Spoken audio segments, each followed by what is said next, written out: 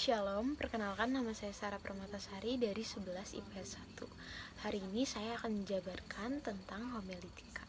Dalam tugas homiletika kali ini diambil dari Ibrani pasal 7 ayat 11 sampai 15 yang bertema Kristus adalah imam yang paling tinggi. Kata pokok yang saya ambil adalah imam. Dalam KBBI, imam adalah pemimpin atau kepala. Dalam bahasa jasmani, imam adalah seorang pemimpin atau biasa dipakai juga sebagai gelar. Arti kata imam pada kalimat di atas adalah bahwa Kristus, imam yang paling tinggi di dalam kehidupan kita. Ayat referensi yang saya pakai adalah Ibrani 4 ayat 14. Karena kita sekarang mempunyai imam besar agung yang telah melintasi semua langit, yaitu Yesus anak Allah. Baiklah kita teguh berpegang pada pengakuan iman kita. Penjelasan, Tuhan Yesus adalah imam kita yang paling tinggi. Dia adalah imam besar agung yang telah melintasi langit. Pertama-tama saya akan menjelaskan tentang Ibrani pasal 7 ayat 11. Karena itu andai kata oleh imamat Lewi telah tercapai kesempurnaan. Sebab karena imamat itu umat Israel telah menerima Taurat.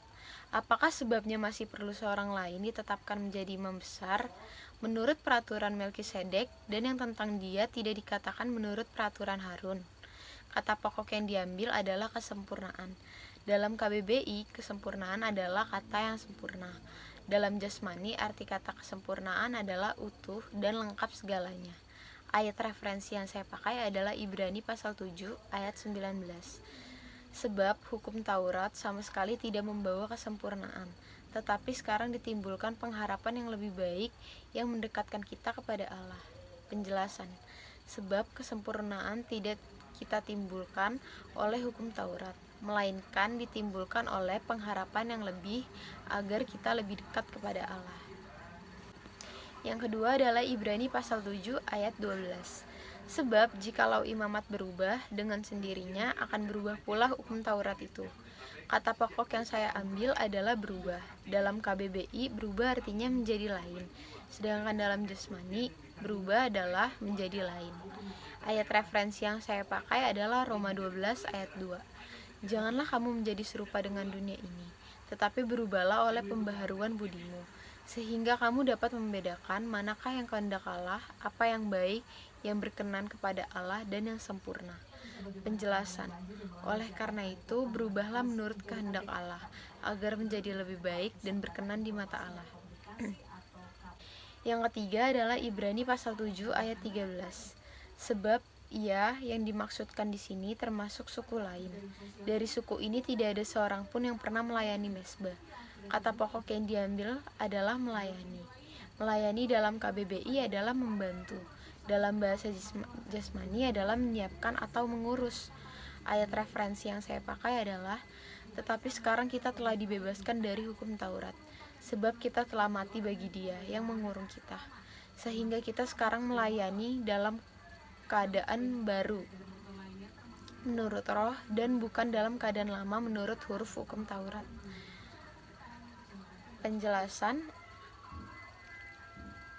kita telah dibebaskan melayani Tuhan, bukan karena hukum Taurat, melainkan dalam keadaan baru menurut roh.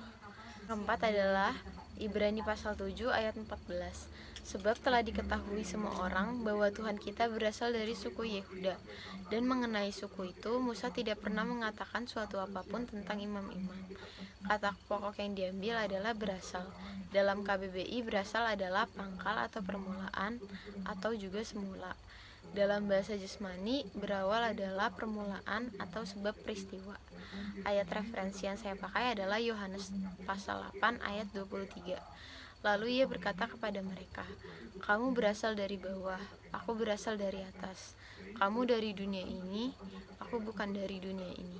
Penjelasan, sebagai manusia kita harus taat kepada Tuhan, sebab kita hanyalah makhluk ciptaannya yang tinggal di dunia. Yang kelima adalah Ibrani pasal 7 ayat 15. Dan hal itu jauh lebih nyata lagi, jikalau ditetapkan seorang imam lain menurut cara Melkisedek. Kata pokok yang diambil adalah ditetapkan. Dalam KBBI artinya sudah pasti. dalam bahasa jasmani adalah mutlak. Ayat referensi yang dipakai adalah tiap-tiap orang harus takluk kepada pemerintah yang di atasnya, sebab tidak ada pemerintah yang tidak berasal dari Allah, dan pemerintah-pemerintah yang ada ditetapkan oleh Allah. Penjelasan, kita harus takluk kepada perintah yang telah ditetapkan oleh Allah kepada kita, karena apa yang diperintahkan Allah kepada kita selalu baik adanya. Kesimpulan dari tugas homilitika saya kali ini adalah imam yang paling tinggi dalam kehidupan kita adalah Yesus Kristus, sebab hanya Ia yang memiliki kesempurnaan hidup. Kita juga harus berubah seiringnya waktu ke arah yang lebih baik dan sesuai dengan perintah Allah, sebab perintah Allah selalu baik adanya.